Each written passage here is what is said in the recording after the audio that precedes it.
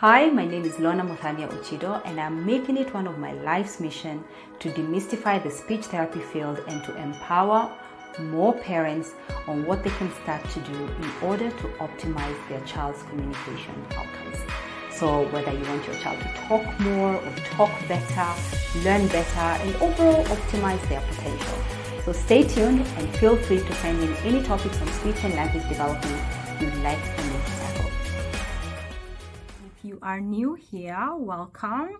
I am just on a mission to be sharing tips on how parents can grow their children's language with just ideas of everyday things that you can do with your child that you're probably already doing with them, but perhaps just doing a little tweak here and a little tweak there so that your child's actually expanding language and growing language a lot more efficiently. So I am sure there's nobody here that hasn't heard the importance of teaching, or rather engaging in nursery rhymes with your little one. Yes, nursery rhymes they're great, they're fun, they're motivating.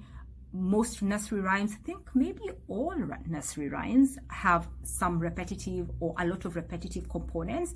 Also have like rhyming words. That's what they call rhyming, rhyming nursery rhymes. And so they're usually some specific words that sound the same as other specific words, which make it really catchy. And so if you have a child that is quite difficult to engage or is delayed in talking, nursery rhymes can actually trigger.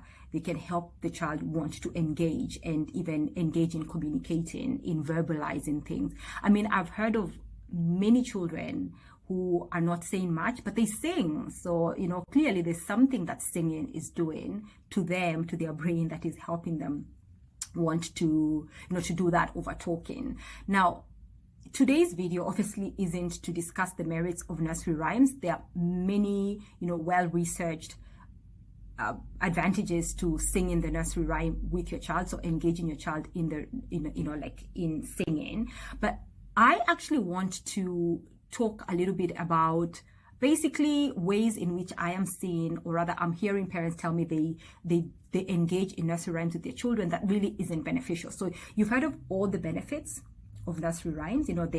They're motivating for children. They have those, salient words that are, repetitive words that can help a child be able to, copy them because they're hearing them over and over and over. But then if you are singing the nursery rhymes in ways that don't actually help to take advantage of all the benefits of nursery rhymes, then it's pointless. So what is this way that isn't beneficial?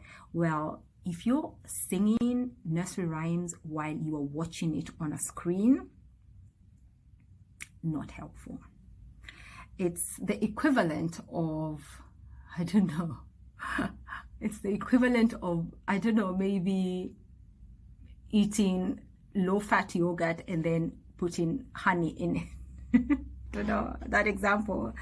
Yeah, so basically it doesn't help, because one of the advantages of nursery rhymes, or the really good thing about it, is that it can encourage some of those skills that a child is supposed to master before they're ready to go on to talk. So what are those skills? They're called pre-verbal skills. So eye contact, joint attention, turn taking, all that. And if you're singing, if your form of engaging in nursery rhymes with your child is when you have a screen in front of you and you're both watching, then it just means that you can't harness the full benefit of, it contributing or to improving or growing your child's pre-verbal skills, because now they're not even looking at the source. The source needs to be the person that they're talking to, because nursery rhymes, if you're building pre-verbal skills support communication because they mirror what communication ought to look like. And so all those things that I've talked about, joint attention, turn taking, eye contact, if you're having a conversation with me and the whole time you're looking at a screen, then I can say there is something that isn't efficient or effective about the way you're communicating. And so if you're singing nursery rhymes and your child is just watching a screen the entire time, and you are as well, then you're not building, that reciprocity, turn taking. Your child should be looking at your eyes and seeing like, oh, it's my cue to actually, join in. Should be looking at the actions that you're doing and then be able to join, do them. So, and sometimes you might just be saying one word and then leaving the gap for them to say the rest. And the nursery rhymes on the TV, basically somebody's just singing through it. It's probably even like a cartoon singing through it. So you're not even able to capitalize on the anticipation, capitalize on, the sabotage, because sometimes you might want to change one word and see whether that's going to trigger your child. So you're not really taking advantage of all the juicy things about why nursery rhymes are so great at growing language and growing pre-verbal skills. So if you have been watching nursery rhymes with your child, I think it's time you stopped. And if the reason why you've been doing that is because either they're really motivated by their favorite program, or maybe because you feel inadequate, like you don't have the lyrics, the words, all you have to do is just go memorize them, and then now make sure whenever you're singing nursery rhymes that your child's actually looking at you, so that if they're not looking, you stop singing so they can look back at you, and then you can encourage them to actually participate in the actions. You can have them, supply some of the actions that are missing. You can have them supply, parts of the rhyme bits that, you leave off for them, so that it's an exchange. So this child might not be talking, but then they're able to still engage in something that is very close to like how conversation takes place. So, it's not too late. You can obviously, turn off the TV, and then now whenever you're singing, you have that special time that you're actually sharing with your child. And nursery rhymes work beautifully because of all the aspects or elements that I've talked about. If your child likes music and singing, and you're replacing nursery rhymes with other musical genres like gospel or rap or hip hop, doesn't have the same benefit either. So it's the nursery rhymes because they're catchy. They just are brilliant for these little minds. So try and keep it to nursery rhymes, and then your child can listen to the other. They don't even have to watch. They can just hear.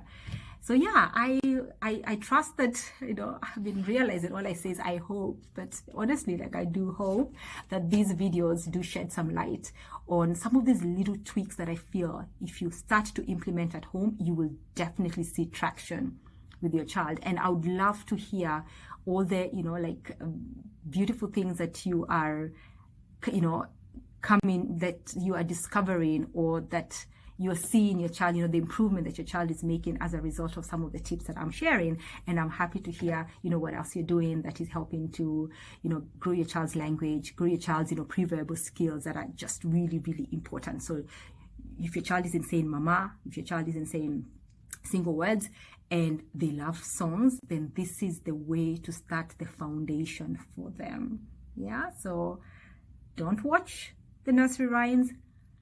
Sing the nursery rhymes with your child. Have them look at you the entire time. It's going to do wonders to building, their communication skills and setting that foundation really nice and sturdy. So if you want to be notified about videos whenever I post a new video, I'm posting two videos twice a week. So just subscribe and you will be notified, or at least I think you will. No, you should definitely be notified. All right, catch you later. All the best.